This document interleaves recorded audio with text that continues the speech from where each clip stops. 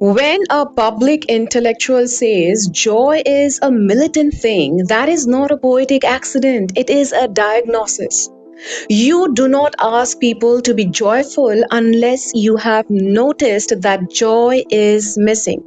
So the sentence already tells us something about the emotional climate. There is contraction, there is fatigue, there is suppression. Something in the social body has tightened. Now, I understand the literary lineage behind that word. When Arundhati Roy uses militant, she is not talking about guns. She is not talking about refusal. She is talking about not surrendering psychologically. And yes, in literary and feminist spaces, militancy often means fierce commitment, radical dissent, uncompromising clarity. I know this world. I understand how militancy operates rhetorically inside literature. But language does not stay inside literature.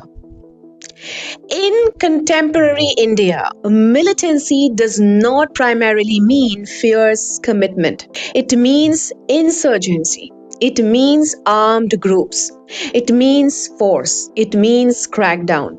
The dominant public meaning has hardened over time. So when a writer continues to use that word in its older activist sense, while the public hears it in its present day security sense, there is semantic friction. And that friction lands not on the stage but on ordinary people. Now bring psychology into this. I will, because I am a psychologist, right? So joy is not an idea. Joy is neurobiology. It shifts vagal tone. It softens muscle tension. It changes facial expression. It widens cognitive scope. It is embodied expansion. Under chronic stress, political anxiety, economic precarity, domestic domination, the nervous system contracts. Hypervigilance increases, affect flattens, expression narrows. Absence of joy is often adaptive. So, when someone says be joyful, that is militant, we must ask what level of expectation is being placed on nervous systems already in survival mode. If someone cannot access joy, are they failing at resistance? If someone feels numb, are they morally weak? If someone is exhausted, are they complicit? That is where rhetoric can unintentionally become pressure. Militancy historically has meant intense commitment, but it has also meant violence. It has meant enforcement. It has meant domination. The word carries both directions. Resistance and coercion share the same intensity vocabulary. And when we fuse a force word with an emotional state like joy, we soften the emotional charge of that force word. Militancy begins to sound noble, inspirational, even beautiful. That shift does not automatically produce violence, but it changes how the word feels. And language shapes cognition. If resistance and force begin sharing the same vocabulary, moral categories can blur. When categories blur, judgment becomes less stable. In politically volatile environments, instability is not harmless.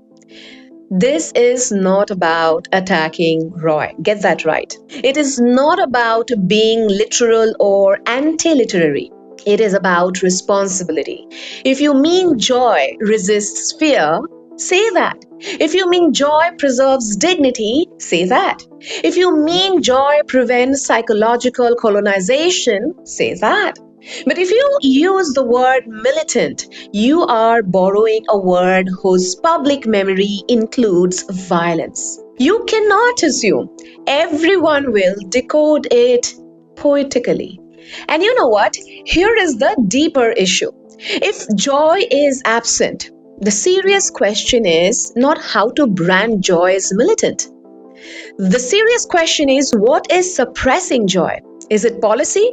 Is it fear culture? Is it economic strain? Is it relational power imbalance? Encouraging joy without addressing suppression risks aestheticizing resilience. And resilience without structural change becomes performance. Literature provokes, it compresses meaning into powerful lines, right? Psychology differentiates. It asks what the nervous system can actually sustain. Writers, even celebrated writers, should not be exempt from scrutiny. If readers stop interrogating language because the author is revered, literature becomes doctrine. You can admire someone's body of work and still question one phrase or two or the whole text. That is not disrespect, that is engagement. So, my position is simple. Joy matters. Joy can resist fear. Joy can protect the nervous system from total pathological hijack. But in volatile societies, precision matters. Words are not a decoration, they are infrastructure. And if we are serious about psychology, philosophy, AI, and human systems, then we must be serious about semantic responsibility.